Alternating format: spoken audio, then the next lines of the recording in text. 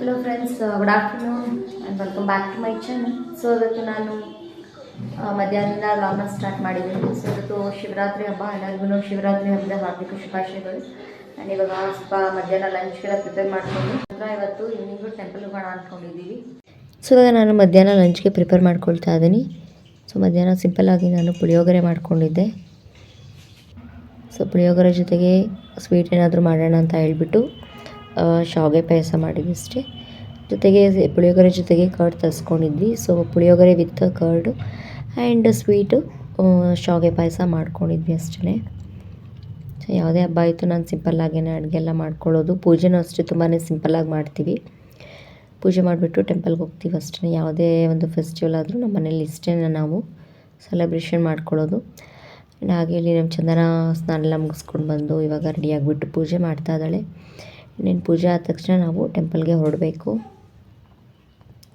So ಯಾವಾಗಲೂ ಅವಳನ್ನೇ first ಪೂಜೆ ಮಾಡಿಬಿಡೋದು ready ಆಗಿಬಿಟ್ಟು. ಸೊ ಇನ್ನೇನು ನಾವು ಟೆಂಪಲ್ಗೆ ಹೋಗ್ತೀವಿ. ಫಸ್ಟು ರಾಯರ ಮಠಕ್ಕೆ ಹೋಗ್ತೀವಿ. ರಾಯರ ಮಠದಿಂದ ನಂತರ ನೆಕ್ಸ್ಟು ಶಿವ ಟೆಂಪಲ್ಗೆ ಹೋಗೋಣ ಅಂತ ಅಂದ್ಕೊಂಡಿದ್ದೀವಿ. ಸೊ ಪೂಜೆ ಎಲ್ಲ ಮಾಡ್ತಾ ಇದ್ದಾಳೆ. ಇವಾಗ ಪೂಜೆ ಮುಗಿಸ್ಕೊಂಡು ಇನ್ನೇನು ಹೊರಡಬೇಕು ಇವಾಗ.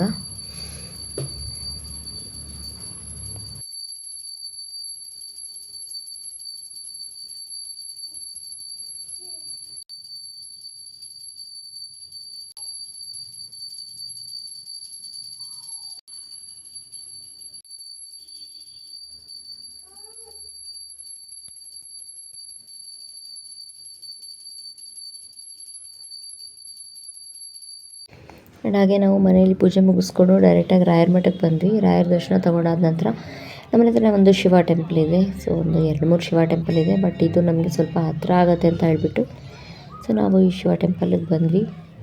ತುಂಬಾ ರಶ್ ಇತ್ತು. ತುಂಬ ಜನ ಕ್ಯೂ ನಿಂತ್ಕೊಂಡಿದ್ರು ಅಲ್ಲಿ. ಬಟ್ ನಾವೆಂಗೋ ಸೈಡಿಂದ ಬಂದುಬಿಟ್ವಿ ಈ ಕಡೆ.